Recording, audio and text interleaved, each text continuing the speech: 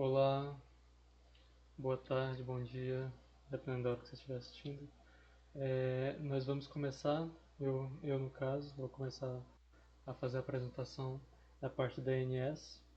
O João Vitor ele apresenta para vocês os princípios, né? De aplicação de rede, HTTP, FTP e os correios eletrônicos, né? SMTP, POP3 e MAP. Então a gente está no capítulo 2 sobre camada de aplicação e eu vou começar a explicar sobre o DNS. Para a gente ter uma visão ampla e entender bem o DNS, a gente tem alguns exemplos assim. Nós, como seres humanos, como pessoa, a gente tem alguns identificadores, né? A gente tem nosso nome, tem o nosso CPF, nosso passaporte. O nosso CPF seria ali como se fosse os números que identificam a gente, os números, pelo menos dentro do Brasil, né? Os números que identificam a gente. E não seria viável as pessoas ficarem, a gente ser chamado por números, né? Tipo, a pessoa for falar com você e simplesmente falar por números e não falar por nome.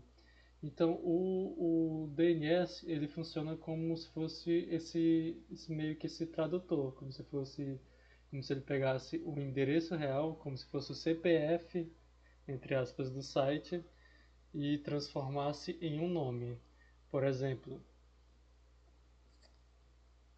o endereço IP. O endereço IP ele vai ter ali 32 bits, então vai ser um 72. Vamos colocar o exemplo aqui para ficar mais fácil.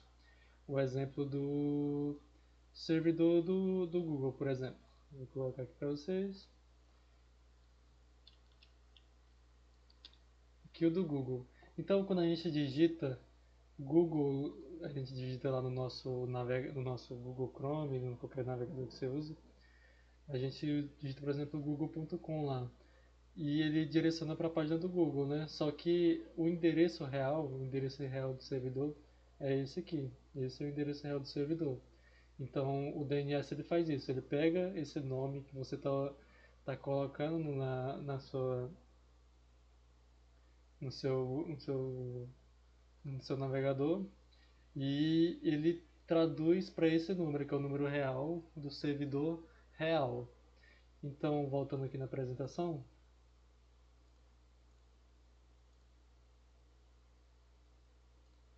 então, como é que funciona mais ou menos?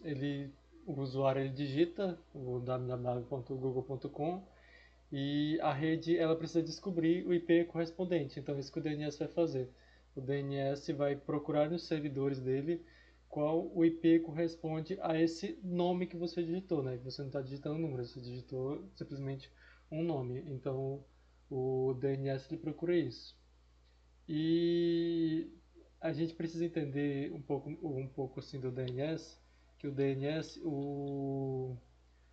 ele tem servidores distribuídos, então os bancos de dados são distribuídos. A gente não tem um banco de dados em um único local, por exemplo, um banco de dados centralizado, onde vai ter todos os nomes do Google, do Yahoo, onde vai estar vinculado, né, o nome ao IP. Então o DNS não funciona dessa forma, ele tem uma hierarquia. Então, os servidores têm nome, protocolos de nível de aplicação, roteadores, servidores, e eles comunicam para resolver os nomes de tradução. Então, a gente precisa entender que o DNS, os servidores do DNS são distribuídos. Nessa parte inicial, o que o DNS faz? O DNS ele transforma o nome que você está pesquisando, ele vai pesquisar nos servidores distribuídos dele, esse nome que você pesquisou, e vai pegar esse endereço IP e assim vai devolver para você a página que você tá querendo, a página que você está pesquisando, no caso. É, então, por que o DNS não é centralizado? O DNS ele não é centralizado porque até que faz sentido, né? A gente ter assim um servidor único, um DNS único, pra onde aqui a gente colocaria todos os nomes e vincularia todos os IPs reais, né? Seria até de forma assim, simples a gente pensando assim. Só que ele tem um ponto de falha. Se o servidor caísse, por exemplo, o servidor do Google caísse, o servidor, não, na verdade, o servidor no geral, né? O servidor, o banco de dados onde está guardando todos os nomes de DNS, todos os nomes de rotas, todos os IPs da rede. Então, se um servidor desse cai, o servidor central que a gente está fazendo hipoteticamente, se esse servidor cai, então ninguém conseguia acessar o nome. Então, se você digitasse ali google.com, ele não retornaria nada, porque o servidor caiu e ele não está conseguindo traduzir para o IP real desse servidor. Então, vários sites, Google, vários sites, Facebook, na verdade, todos os sites, toda a internet, todos os sites de internet que a gente usa comumente ficaria afetada, a não ser que a gente usasse o IP diretamente, como eu mostrei o IP, se a gente usasse o IP do Google, por exemplo, diretamente no nosso barra de busca ali, para a gente conseguir acessar diretamente. Do caso contrário, os nomes ficariam todos inacessíveis. Então, se você pesquisasse Facebook, Google, Instagram, qualquer tipo de página web, ela seria afetada porque essa tradução estaria afetada. E também um outro fator que a gente tem que levar em consideração porque a gente não centraliza um servidor DNS é o volume de tráfego. Então, se a gente levar em consideração a internet como inteiro, então bilhões de pessoas ali, bilhões de dispositivos estão fazendo consulta de DNS o tempo todo. Então, um único servidor, um servidor centralizado, ele teria que acessar os sites, os aplicativos, os streamings e ao mesmo tempo, né, enquanto bilhões de pessoas estivessem fazendo acesso para ver por DNS, então isso geraria um congestionamento. Então, bilhões de pessoas fazendo requisições para um único servidor, ele ia congestionar o servidor, ia estourar os buffers de memória dele, ia ia acabar causando lentidão e sobrecarga ali naqueles servidores. E também, indo para o terceiro tópico aqui, né, porque não centralizar o DNS, o banco de dados centralizado distante. Então, a internet, se existisse só um DNS central, os usuários, vamos colocar assim, do Brasil. Os usuários do Brasil precisam consultar um servidor dos Estados Unidos ou então da Europa. Isso com certeza teria um atraso muito grande. Por exemplo, eu estou aqui no Brasil, então eu teria que fazer uma requisição para um servidor, esse servidor central, que a gente está colocando hipoteticamente, estaria nos Estados Unidos. Então eu coloquei ali google.com. Então meu servidor DNS buscaria nos Estados Unidos. Então ele causaria ali uma latência muito grande. A comunicação demoraria mais. Então as páginas demorariam para abrir. Qualquer coisa que você fosse pesquisar, se dependesse do DNS, a lentidão seria muito maior. E o quarto tópico aqui é a manutenção. Então, a gente está o tempo todo tem novos sites surgindo na internet. E os IPs ficam mudando, né? A gente muda IP, os domínios mudam. Então, manter isso tudo centralizado em um único lugar acabaria aqui causando uma manutenção também, que seria uma manutenção cara e difícil, né? Para você manter ali é, para você manter ali um servidor centralizado de DNS. Então, explicando aqui como é que funciona mais ou menos o servidor DNS. Então, no servidor DNS, então quando o cliente ele pesquisa, por exemplo, www.amazon.com, então ele precisa descobrir, o DNS ele precisa descobrir qual o IP correspondente. Então, qual que é o passo 1 que a consulta faz? Então, ele pergunta assim, o cliente pergunta ao servidor DNS: quem conhece o domínio .com? Beleza. O servidor DNS responde. O servidor raiz corresponde ao endereço, então ele responde, o servidor raiz ele responde o endereço do servidor DNS que responde por .com. E segundo passo, depois que ele tem agora acesso ao servidor.com, o que mais ele consulta? Então ele está consultando, está dentro do servidor.com, o que ele pergunta agora? Ele pergunta o servidor, ao servidor.com se ele conhece o Amazon.com. Então o servidor.com responde com o servidor com o servidor da Amazon.com. E o terceiro passo é o cliente, então ele está dentro do servidor DNS da Amazon.com e ele pergunta qual é o IP do www.amazon.com. Então o servidor responde esse domínio www. Corresponde a tal IP. Então a gente tem três passos que o servidor, como funciona assim, o servidor DNS.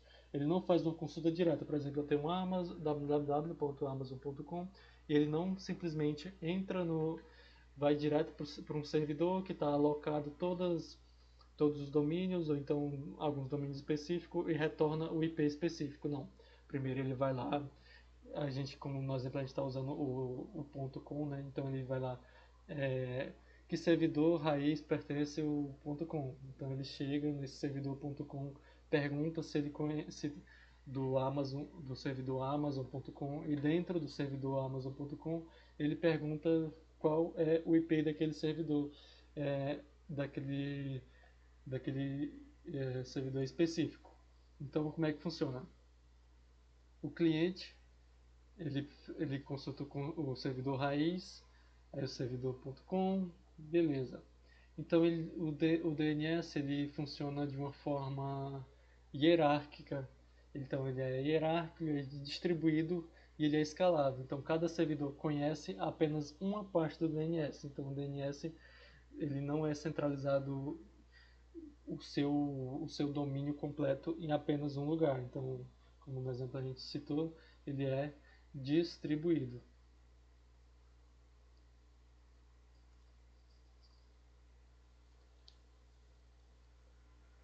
Como a gente pode ver aqui, é, alguns servidores, né, que a gente tem aqui no servidores mundiais. Então a gente tem servidores aqui em Los Angeles, alguns servidores aqui. É um mapa de alguns servidores principais do mundo. Agora nós vamos começar a falar sobre TLD e servidores com autoridade.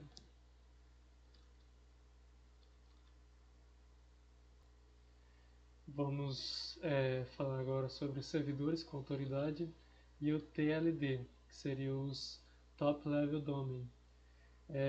Os servidores TLD eles são responsáveis pelos domínios genéricos, né? Tipo .com, .org, o .net, o .edu. Então esses são os servidores genéricos que são dos servidores TLD. Os servidores TLD também eles possuem alguns outros servidores de países, por exemplo, que são os servidores .br, .k, .jp, .rfr, .ca. Então, a função de um servidor TLD, eles sabem qual servidor DNS possui autoridade sobre o domínio específico. Por exemplo, como a gente falou anteriormente da Amazon. Então a gente tem o Amazon.com. Então o servidor.com sabe onde está o DNS autoritativo da Amazon. Então é o servidor TLD. Ele sabe ele tem o servidor.com e o servidor.com sabe onde está o DNS autoritativo da Amazon.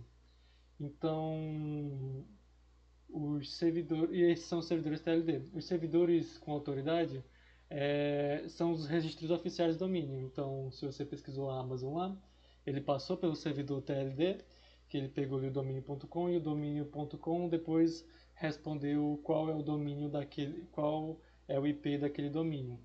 Por exemplo, da Amazon, então ele pesquisou, chegou no servidor.com e depois ele respondeu 54.x.x, então ele respondeu o IP DNS daquele servidor.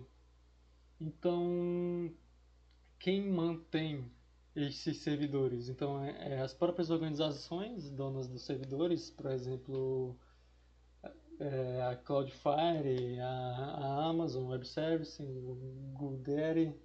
Então, são as próprias organizações que geralmente mantêm os seus servidores DNS.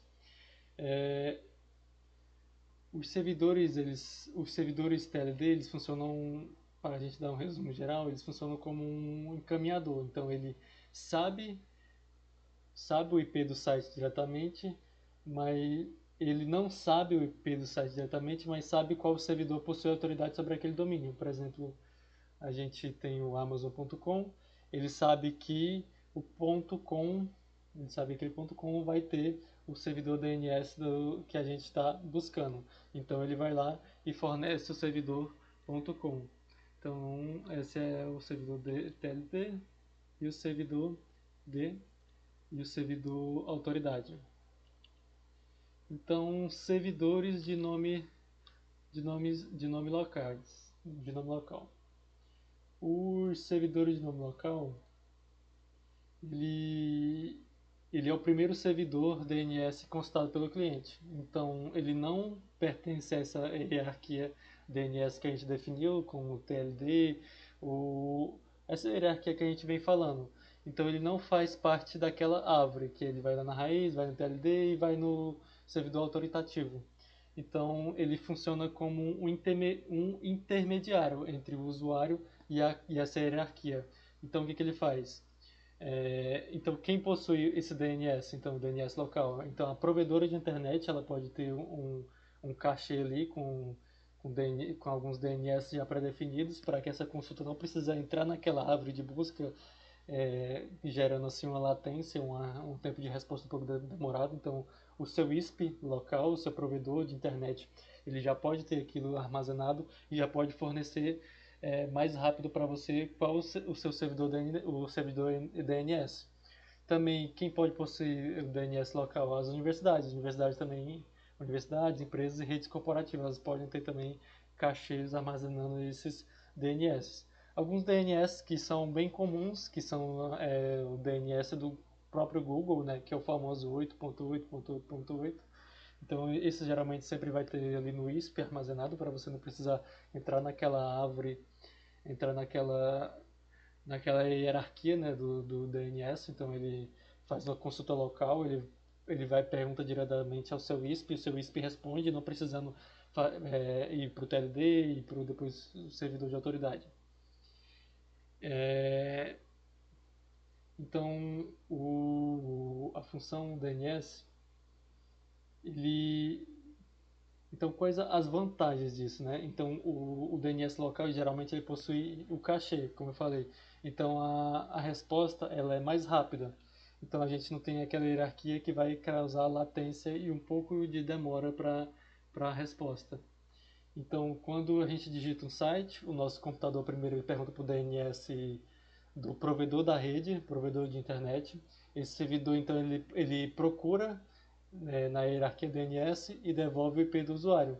Então, depois que ele pesquisou, se ele não tem ali no seu ISP, se nos cachês do ISP ele não achou aquele DNS, aí sim ele vai e entra na hierarquia DNS para devolver o IP para o usuário.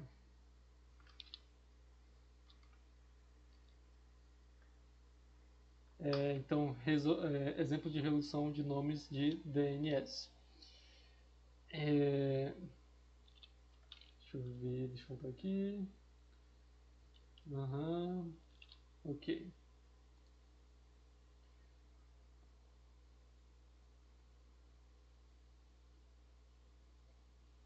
Então, como funciona assim o cachê DNS? Então, quando um servidor DNS ele descobre um mapeamento, ele armazena em um cachê. Só fazer assim, ó. Antes de entrar na parte de cachê, vamos explicar essa parte da resolução aqui do DNS. As imagens não ficaram tão boas, então eu vou apresentar aqui uma, uma animação que fica até fácil de entender. Uma animaçãozinha, deixa eu pegar a animação aqui. Então, se a gente pegar aqui um servidor no raiz. Então aqui é o solicitante e o servidor de nomes locais. Então se a gente pegar aqui o servidor de nomes locais, né, o nome raiz, e a gente fizer uma consulta. Cadê? Aqui armazenado no cachê, quer dizer.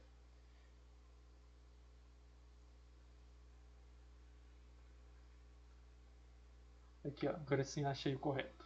Então o servidor local de nomes tem endereço IP de destino armazenado. Então o servidor aqui, o servidor local ele já tem, então ele não precisa ir para procurar em outro servidor, no servidor raiz, intermediário, então ele já consulta aqui diretamente no servidor raiz. Quando o servidor raiz não tem, ele pode pesquisar aqui, passou pelo raiz, não achou, e ele passou pelo servidor aqui de nomes raiz tal, e depois chegou nos nomes autoritativos, que assim respondeu para o nosso servidor, e aqui ele obteve a resposta.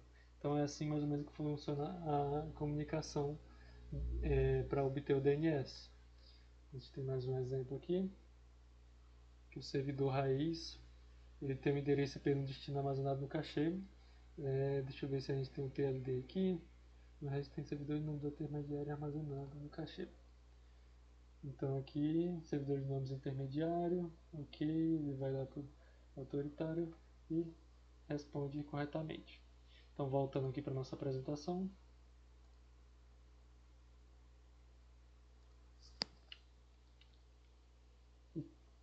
E como funciona a consulta recursiva? Essa foi a consulta normal, né? Que ele passa ali e ele armazena, quando ele já faz uma consulta ele já fez uma consulta uma vez, por exemplo, ele consultou ali a Amazon. Então ele não precisa consultar novamente, ele guarda ali em cachê.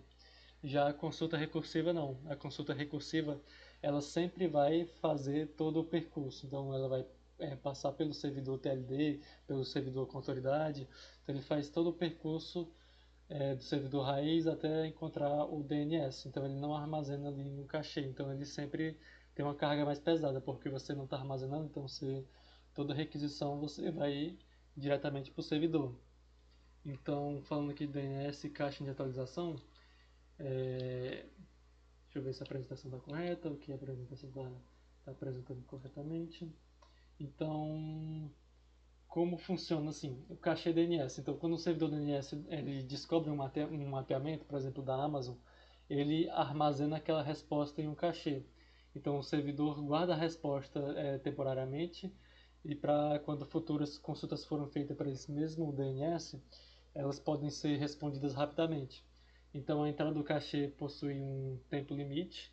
Então, ele vai armazenar aquela consulta que você fez no cachê, mas ela tem um tempo limite. E depois que esse tempo limite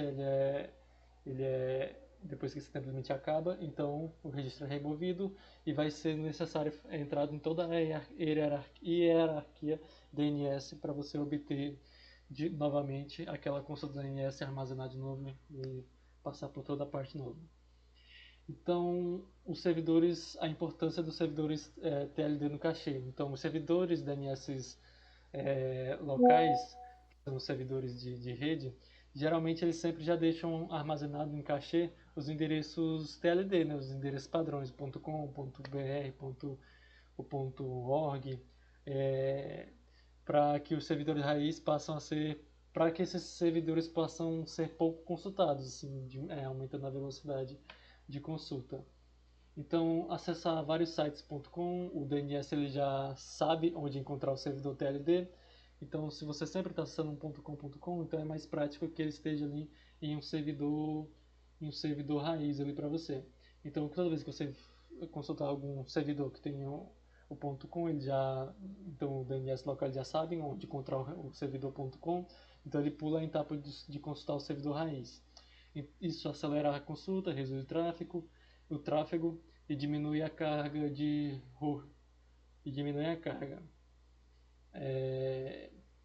Então, como é que funciona assim o fluxo com cachê? O cliente ele faz a solicitação, ele verifica o DNS local, ele verifica o DNS, o servidor raiz, o servidor TLD e o servidor autoridativo. Então, na próxima consulta, depois que ele fez essa consulta e obteve ali o seu DNS que ele pesquisou. Então, depois que ele obteve isso, ele não precisa fazer tudo novamente. Então o cliente vai fazer a requisição, ele vai passar pelo DNS local e o TLD já está em cachê. Então ele não vai precisar passar pelo TLD, pelo raiz, pelo TLD e pelo autoritativo automaticamente, porque aquela consulta já está salva. Passando aqui, registros DNS. Só dar uma passadinha para ver aqui. Ok, protocolo de mensagem. Então, registros DNS.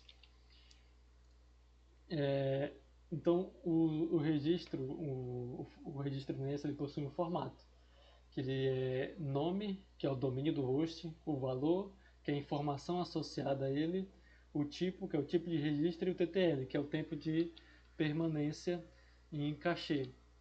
Então, os principais tipos de registro DNS ali, os principais tipos a gente tem o tipo A, que é o nome do host e o endereço IP dele, por exemplo, www.google.com, e você vai devolver o endereço IP, por exemplo, 142, 150 e por aí vai. Temos o tipo NS, que é o name server. O servidor DNS ele possui autoridade sobre o domínio, então a gente tem o domínio, então o valor REST-name é servidor do nome com autoridade para este domínio. A gente tem também o CNAME, que cria um apelido para o servidor. Então, por exemplo, a gente tem sei lá, um www.ibm.com. Então o CNAME ele vai fazer um apelido para aquele servidor. Então vai ser, por exemplo, um serv.backup.ibm, coisas do tipo assim. Então, e também a gente tem o tipo MX, que é o Mail Exchange, que é, por exemplo, um servidor de e-mail de domínio, né? Por exemplo, a gente tem o Gmail e o servidor é o mail.gmail, então é o servidor de e-mail de domínio.